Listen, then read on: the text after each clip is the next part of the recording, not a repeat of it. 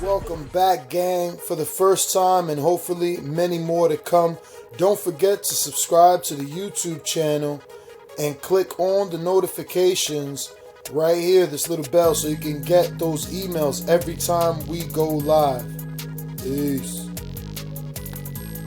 Back to bacon.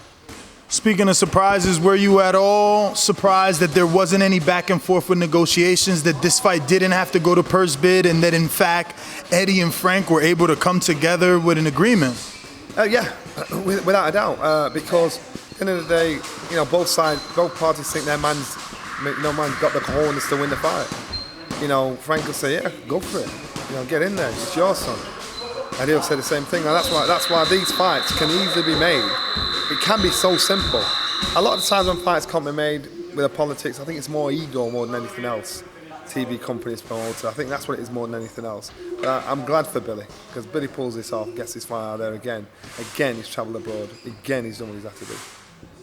Well, leave it to Billy. He said that this was life-changing money, what Eddie is offering and the deal that he brings with DAZN, which is going to segue me into my other topic with Mikey and Errol Spence. I hope you know them well, because Eddie's offering them $8 million each to fight on DAZN. It's rumored that they're going to do a pay-per-view sometime November, December, if it's even at all possible. But do you think that these fighters should jump on the money now that's being offered, $8 million for two fighters? Listen, you got to think to yourself, you're in this fight game because you love it, number one. Number two, when you get to a certain level, you're going to make as much out of it as possible. You're not going to sell your soul to the devil and say, I'll get in there, get beat up, give me this money. These guys think, I can win this fight, and I'm getting paid good money for it. I would do it in a heartbeat. That's good money. And for this fight, as you can see, both fighters could win. And so, they're not silly. You know, I think what Eddie's doing out there in the States is brilliant. It's refreshing, because people are thinking, how's he doing this? How's he pulling off? He's basically taking the concept of what he's mastered here in the UK over to the States. And so they'll not figure out how he's doing it and how he's dealing with it. But he's pulling it off. And again, don't be surprised if he ends up ruling boxing over there like he's done over here. Now, for Errol and Mikey, do you like that fight? Mikey is moving up. Yeah, even though he's moving up 2 divisions, sounds like Kell Brook Gennady all over again. But you know what? When a fighter does that, they do that because they really believe they can pull it off. You know, so don't think it's a money fight. You know, I think Mikey thinks I've got this guy's number. I know how to deal with this guy. You know, I will never doubt a fighter when he steps in the ring. You know, they've got 1 or 2 fighters, journeymen that get in there for the dough. These 2 guys really believe they can pull it off. And that's why I just think it'll be a good fight. I think it's a really, really good fight. It's intriguing. It's like when Kell boxed Gennady, everybody's saying, are you crazy? But he actually did so much better than anybody else thought he could do. You know, the only thing that gave him away, he just didn't have the power to deal with him. You've got Canelo against Golovkin. You know, again, it's a massive fight. And both fighters could have gone their own path and boxed and done what they had to do. Eventually, they fought each other. I never thought they'd fight each other again. And I put my money on Canelo to win that fight. And when I saw the fight, I thought, you will never beat Golovkin in a million years after the performance that both fighters did. And Canelo was a lot better than I thought when he performed. He was fast, he was sharp, he was strong, he was on point. But everything he did, Golovkin had an answer for. So I actually didn't think he was that good, and I bet him. I put on him to win. So now they're fighting again. I am so surprised. The fans win. The fans win because this fight is happening all over again. So when fighters get in the ring, to us, now I'm a layman, but to layman watching this sport fight game, they think, why would you do it? As a fighter, you think you can beat King Kong, and it makes sense to the fighter. They said it to most fighters.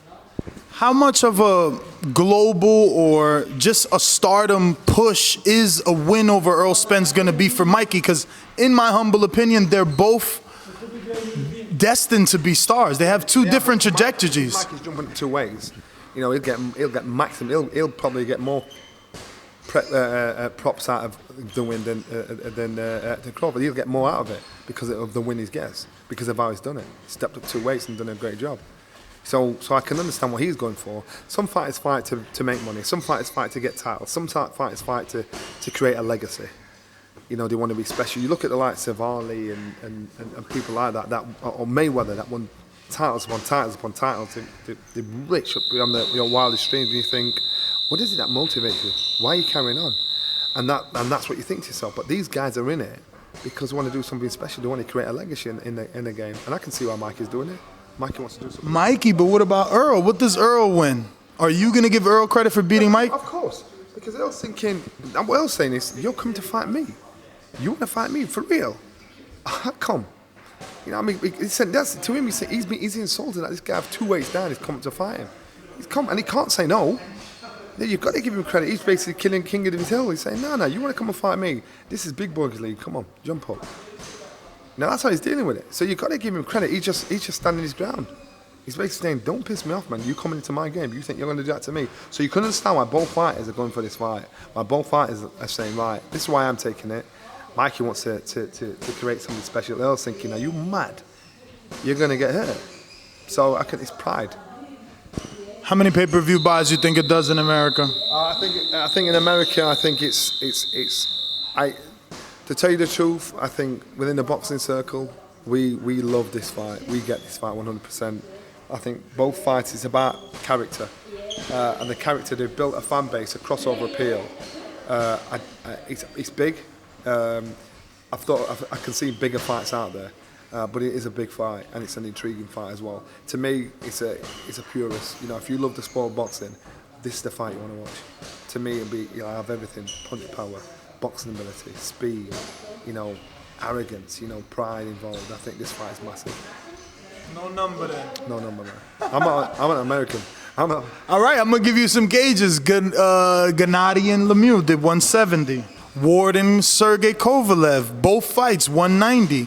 Jacobs and Gennady 170. Terrence Crawford and Victor Postal only 50. Roy and Bernard rematch only 50.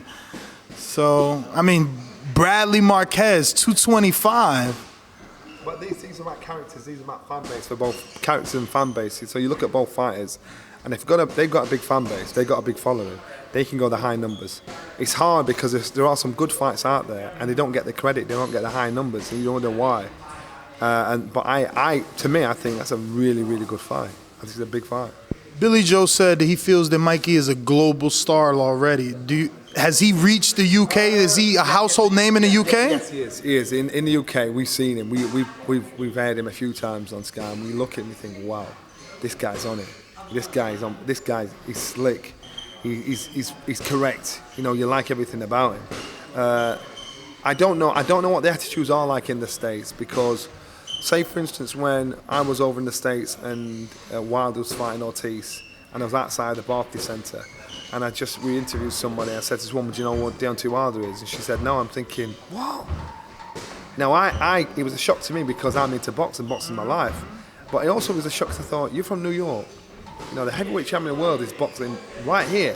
You don't even know who he is.